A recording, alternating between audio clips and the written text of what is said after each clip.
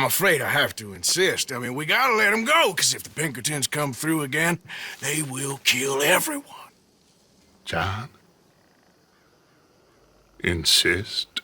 This is a clip from the beginning of Our Best Selves, pretty much the very last mission of the Beaver Hollow chapter when the entire gang goes downhill. This interaction between Arthur and Dutch is one that has always stuck with me. It displays Dutch at the end of his rope, his silence and slowly repeating back to Arthur what he just heard in a matter of complete shock and disbelief, a moment of utter realization that Arthur doesn't have his back. Arthur may actually be against him and his wishes, a wolf in sheep's clothing. Whether if that is true or not, one thing is certain. In this moment, it's clear something has changed within Dutch. No longer hiding his anger or disbelief behind a show of charisma and dream-filled words. The camp is now empty. The hopeful years of the Van Der Linde gang are long gone. And with it, the benefit or really ability by Dutch to try to save face. There's no reason to try to do so for the remaining members that are around. Instead, better to alleviate the woes of the person who upset him by calming any anxiety or opposition by appearing to politely agree with them, as he does here with Arthur, giving in to his request. Of course, pal. Whatever you think is best, I will see to it. Huh? Now, we gonna rob a train? Only to reveal the anger and rage Arthur accidentally stirred up within him a few moments later. He insists upon it. Insists. This goes to show not just how unhinged Dutch has become, but possibly even provide some insight as to how Dutch may have always handled people who were in his way that were supposed to be on his side. People that are supposed to be fighting for him in his vision. Those meant to be within his camp are actually, in his mind, obstacles. Obstacles that may have slowly and quietly been taken out when the time was right. But with the camp now empty, Arthur sick, and the unwavering loyalty of Javier, Bill, Micah, and Micah's men, there's no longer any need for subtlety. But it's important to keep in mind that this is not an isolated incident here. There have been moments all throughout Beaver Hollow where Dutch has insulted Arthur. Well, Arthur needs to rest. Cut him out of important decision making. Question Arthur's failing health as a way to invalidate reasonable worries Arthur's raised towards Dutch and the direction he's headed in. But first we have to make a whole lot of smoke, a whole lot of commotion. And then we disappear. We need more commotion? 1 score and 1 whole hell of a lot of noise. We ain't so good at doing scores anymore, Dutch. Are you feeling all right, Arthur? When considering the various instances where Dutch insults and speaks in a disparaging tone to Arthur throughout Beaver Hollow, all clear signs of his declining mental state supplemented with the type of loyalty that is constantly being redefined by his current situation, it kind of makes you wonder, where did it all go wrong exactly? When and where is Arthur's fall from Dutch's good graces? Is there even one particular moment that we can call out, or is it a series of events compounded by the tragedy of Hosea's death, Dutch's right-hand man and closest friend within the gang, followed up by being stranded on the island of Guarma and thrown into a situation that seems to be constantly spiraling out of his control. And control, as we see, is something that Dutch absolutely requires. And because of this, maybe the smallest form of opposition, something as harmless and as innocent as a question about particular members, could appear as doubting, could appear as opposition. I'm sure we're all aware that pretty much all throughout the game, from chapters 1 to 3, Dutch makes comments referring to Arthur not having faith, Arthur not believing in him. And as early as the chapter of Coulter, on their way to Horseshoe Overlook, Dutch says that Arthur can ride with Hosea and the two of them can talk about the good old days and what's gone wrong with good old Dutch. You're in that one. Bring Hosea. I know you two like to talk about the good old days and what's gone wrong with old Dutch. At this point in time, and even in the subsequent chapters, it's always said in such a harmless way that it flies over everybody's head. It's not until hindsight kicks in so much later that these comments appear to be a little bit more menacing in nature, but for the moment it's more of an innocent acknowledgement by Dutch of their disappointment rather than a warning or any kind of blatant sign of opposition towards him. This is as simple as him just saying, hey, I know you guys doubt the current situation, but I know you're not doubting me, right?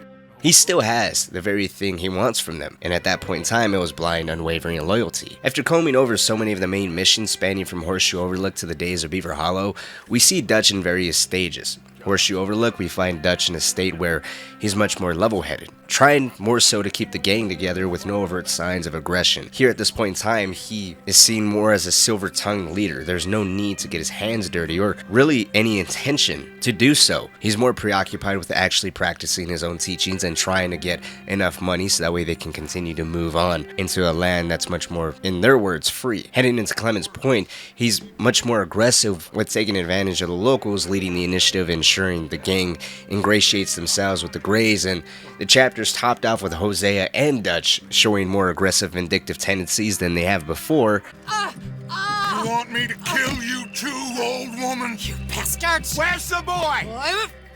We have lived in this house for 120 years. We never had no problems except for Where Yankees. is the boy? Who took him? You killed my son! Oh, and I will surely kill the rest of them unless you start talking. Oh, I know your type. But with the exception of handling Jack's kidnapping and Dutch reluctantly meeting with Colm, Dutch I think is seen as much more energetic and calculated in this chapter than any other chapter in the game. It's not until the chapter Shady Belle and the gang gets involved with the locals and politics of Saint Denis that things start to appear to be much worse. When we move into the chapter Shady Belle, not just Dutch, but even Arthur's very reluctant. They aren't fans of this city. Arthur, Dutch, and John particularly already have an objective that they're not even particularly looking forward to, and that's the safe return to Jack. They don't know what they're exactly walking into. After meeting Angela Bronte, though, there's still so much hope within Dutch. It's almost as if the position, the mentality that Dutch adopted within the chapter Rhodes is still being continued here.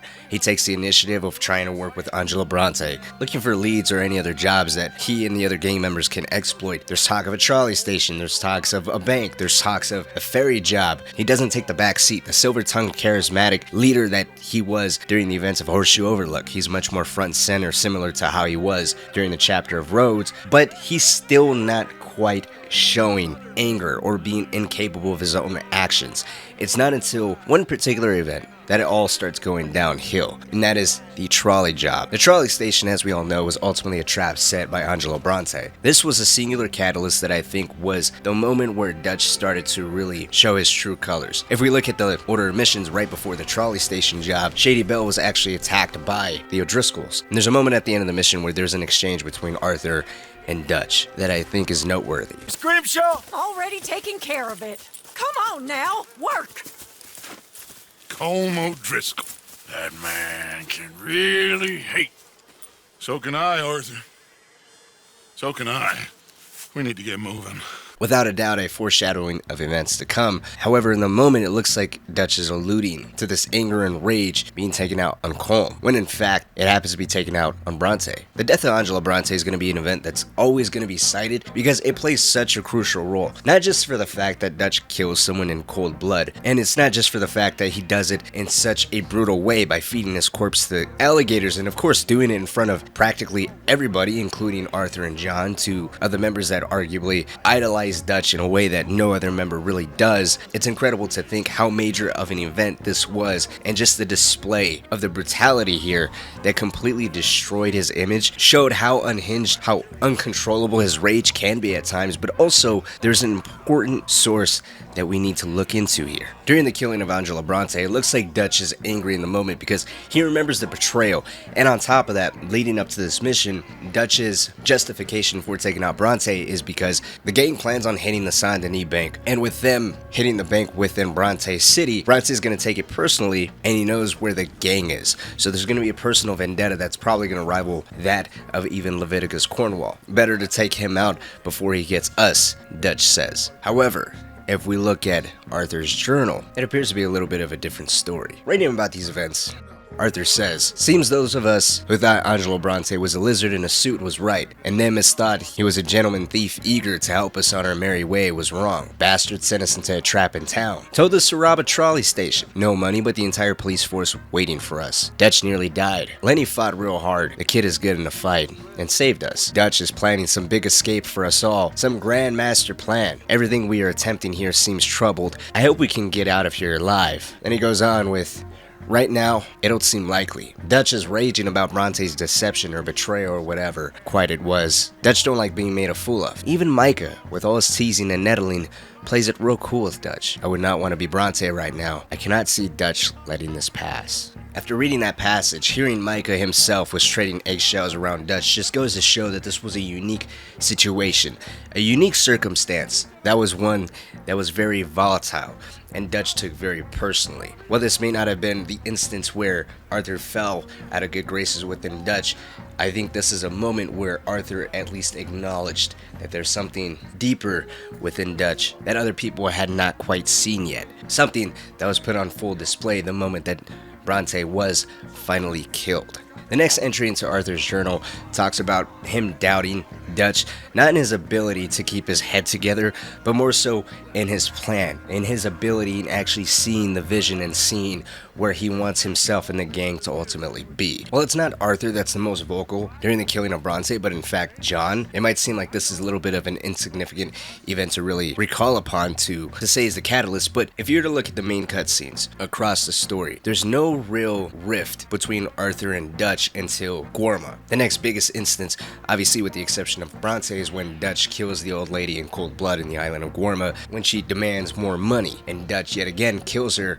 under the guise that she was going to turn them in. And while this subsequent interaction between Arthur and Dutch is incredibly tense, it's almost as if there's a menacing tone underneath Dutch where he just wants Arthur to believe him. There's still no falling out. There's still no exact rift. I wanted to present the information provided by Arthur's journal because I found it crucial to at least identify that within Arthur there's an inkling that there's something deeper, much more menacing, quite intimidating within Dutch that even Micah wasn't willing to touch with a 10-foot pole. He stood very clear of that, it sounded like. And you gotta be in a world of hurt if even Micah's willing to acknowledge that this is a very fragile situation that he doesn't want to exacerbate. And while Guarma happens, there are some disagreements between Arthur and Dutch. There's still no instance where Dutch starts to at least distrust Arthur or be dismissive of him. While at odds within Guarma, there's no standoff moments. It's not until they return from Guarma that Dutch dismisses Arthur for the first time. And it's in this same interaction that Dutch even replaces Micah with Arthur by giving him the position of planning the gang's future. We need more money. We've been on the run for months now, and I seen you killing folk in cold blood like you always told me not to. And I'm sorry, but I can't help but think that if we There is country in Roanoke Ridge past Butcher Creek I believe we could hold. Okay. You and Charles, you can take folks up that way. Micah and I need to do some reconnaissance. I ain't got a final plan yet. Arthur, I ain't got it. I just need time. Dismissed and forced to shut up by his superior. This entire interaction is crucial because it starts off with Dutch mentioning his next grand chess move, the next major robbery to set the gang up so that way they can just disappear. Arthur, on the other hand, wants to hear none of it. He talks about his primary concern being the women, a concern that Dutch goes on to liken to Hosea, reminiscing of how much he misses him. This leads to Dutch asking Arthur what he believes they should do, followed by Arthur mentioning they can't stay here, and then going on to discuss the many instances that Dutch has acted out of character by killing in cold blood. Frustrated and wanting to hear none of this, Dutch shuts him down, sending him on an errand with Charles to go clear out some land for the rest of the gang, so that way he and Micah can plan their next move. Perhaps even intentionally sending away anybody that would oppose him or Micah so that they can have the peace and quiet to plan whatever they want. It's also important to keep in mind how Dutch ends this conversation. I need time and no traitors. When you look at how he shuts Arthur down, not wanting to hear any of his transgressions, breaking his own code, killing people in cold blood, and then dismissing Arthur in such a way, alluding to him towing that line of being a traitor, this has to be the very first instance where the two of them actually butt heads. This is even the first time where Arthur directly calls out Dutch in such an aggressive way. This is before Arthur is aware of his sickness and how far along his tuberculosis truly is, and he's not quite hitting that point where he's so reflective and remorseful of his actions and the life that he's lived. The seemingly useless, depressive position he takes towards the later events of Beaver Hollow, he's not quite there yet. And even this interaction between the two of them, it doesn't show him and Dutch being at odds quite yet. Sure, Dutch is a little upset, sure, Dutch is dismissive here and even implies that Arthur better think twice about his actions and things that he's saying, but it's not until Arthur goes behind Dutch's back and saves John. from behind the walls of Cynic Penitentiary. I believe this is the next significant nail in the coffin between the two of them because on the surface, when you watch the mission, Dutch is very visibly upset with Arthur. And when Springin' John brings the law down on all of us, what then, Arthur? Well, I guess we'll have another fight on our hands. Loyalty, Arthur. It ain't. I had a goddamn plan!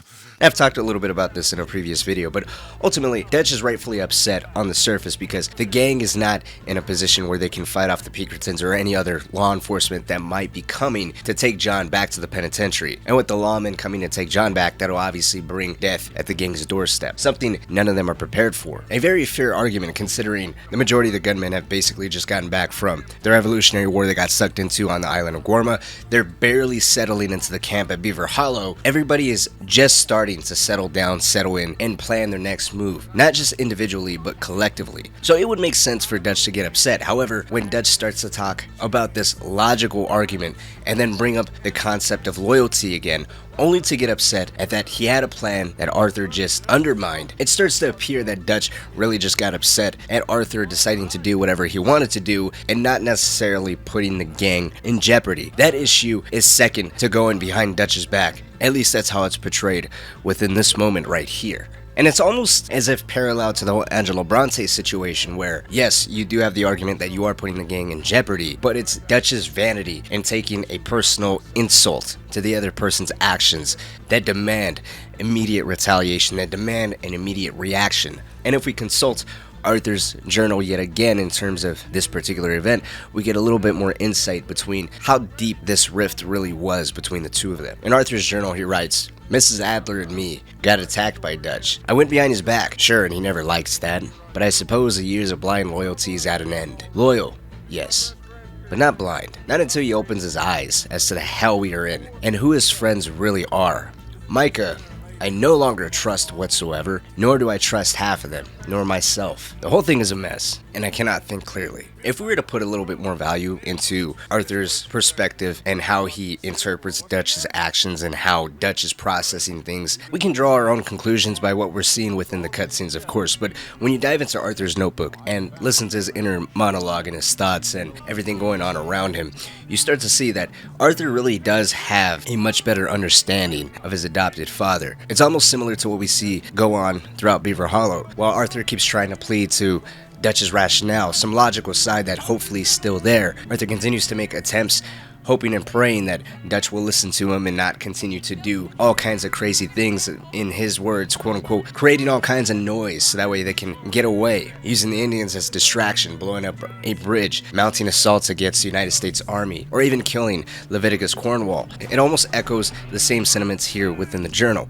where Arthur's aware, on some level, if not of what Dutch is capable and willing to do, at the very least of how Dutch would perceive certain things, certain actions, certain events. Similar to many other events and many other relationships throughout Red Dead Redemption 2, it's hard to say when the exact moment was where Arthur starts to doubt Dutch or Dutch starts to look at Arthur any differently. It's hard to even say whether if Dutch completely gave up on Arthur or not. He does have moments where he dismisses him, he insults him, he even was willing to let him get captured or killed. But he still makes attempts to keep him around or at least try to save face within him. I think the beauty within Red Dead Redemption 2's story ultimately is, just like in this particular video, taking a look at the relationship between Arthur and Dutch and where exactly everything went wrong. There's no particular incident. I think it's just a series of bad decisions, events that went on within Arthur's personal life that involved a major perspective change and him having to take a step back and reevaluate what is and isn't most important within his life. And Beaver Hollow just shows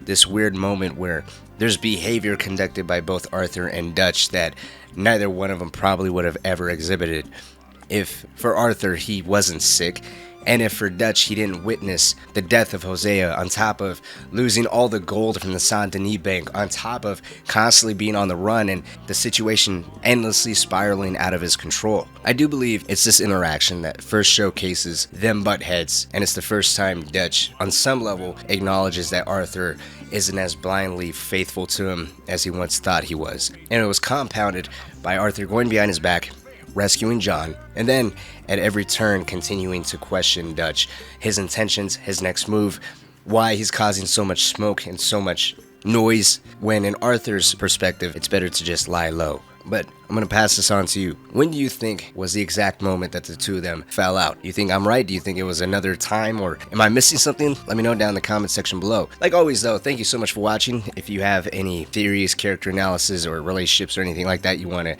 have covered in a future video, by all means feel free to share that down in the comment section. And of course, feel free to join the Discord where there's around 3,000 members talking about various games. So, and of course you can talk to me directly through that, so feel free to join. Look forward to seeing you there, but like always, thank you so much, and I'll see you guys in the next video.